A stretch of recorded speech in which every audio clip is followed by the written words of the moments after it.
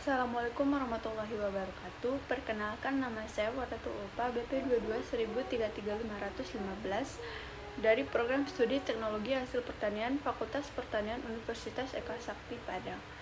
Di sini saya akan mempresentasikan tugas teknologi pengawetan pangan, studi kasus faktor penurunan mutu pangan dengan dosen pengampu Profesor Iketut Budaraka MSI. Tugas 1. Analisis penurunan mutu buah segar. 1. Faktor penyebab penurunan mutu pisang. Penurunan mutu pisang selama penyimpanan terutama disebabkan oleh proses pematangan dan respirasi yang terus berlangsung setelah panen.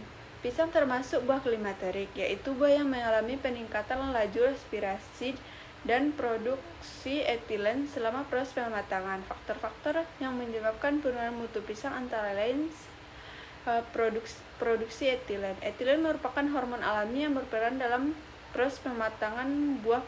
Produksi etilen yang meningkat akan mempercepat perubahan warna kulit, pelunakan tekstur, dan pembentukan aroma khas buah matang. Laju respirasi tinggi. Respirasi menyebabkan cadangan karbohidrat dalam buah diubah menjadi energi karbon dioksida dan air. Semakin tinggi laju respirasi, semakin cepat proses pematangan dan kerusakan buah. Penyimpanan pada suhu ruang 25-30 derajat Celcius mempercepat aktivitas enzim respirasi dan produksi etilen sehingga umur simpan buah menjadi lebih pendek. Aktivitas mikroorganisme. Buah yang semakin matang lebih rentan terhadap serangan jamur dan bakteri pembusuk yang dapat mempercepat penurunan mutu.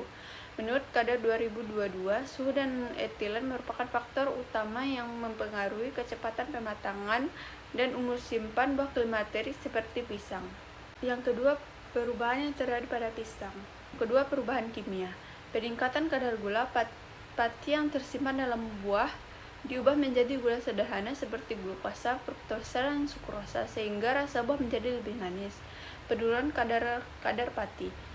Cadangan pati digunakan selama proses respirasi dan pematangan. Peningkatan aktivitas enzim amilase, pektin, dan polifenol oksidase menjadi lebih aktif selama penyimpanan. Pencoklatan enzimatis. Enzim polifenol oksidase mengoksidasi senyawa fenolik sehingga menghasilkan pigmen melanin berwarna coklat. Yang ketiga, perubahan biologis. Peningkatan respirasi. Buah mengalami peningkatan konsumsi oksigen dan pelepasan karbon dioksida. Produksi etilen. Produksi etilen meningkat selama fase klimakterik dan mempercepat pematangan. Pertumbuhan mikroorganisme. Jamur seperti Coleotherium sp, Fusarium sp, dan Lasiodiplodia sp dapat tumbuh pada buah yang terlalu matang dan menyebabkan pembusukan. Teknologi penyimpanan untuk memperpanjang umur simpan pisang. 1. Modified Atmosphere Packing atau MAP. Yang kedua, penyimpanan suhu 13-15 derajat Celcius. Yang ketiga, penggunaan 1 mCv atau penyerapan etilen. Yang keempat, edible coating atau kitosan atau lidah buaya. Yang kelima, sanitasi pasca panen. Diagram alur pasca panen pisang. Dimulai dari pisang dipanen, disortasi, pencucian, pengeringan, digrading, dikemas, kemudian lalu disimpan dan didistribusi lalu sampai ke tangan konsumen. Sumbernya ada 3. 1. Kadar AA 2022. Yang kedua, Yahya EM DKK 2023, Meditswa A DKK 2022. Tugas 2. Analisis keteknikan produk. Analisis keteknikan produk olahan keripik kentang. 1. Jenis kerusakan mutu yang terjadi. Kerusakan yang terjadi adalah kerusakan kimia berupa keteknikan oksidasi ditandai dengan munculnya bau tengik akibat oksidasi lemak selama penyimpanan meskipun tekstur keripik masih renyah. Yang kedua, mekanisme oksidasi lemak penyebab ketemukan. Lemak pada keripik bereaksi pada oksigen di udara sehingga terjadi proses oksidasi. Lemak plus O2 peroksida, aldehid, keton, dan asam organik.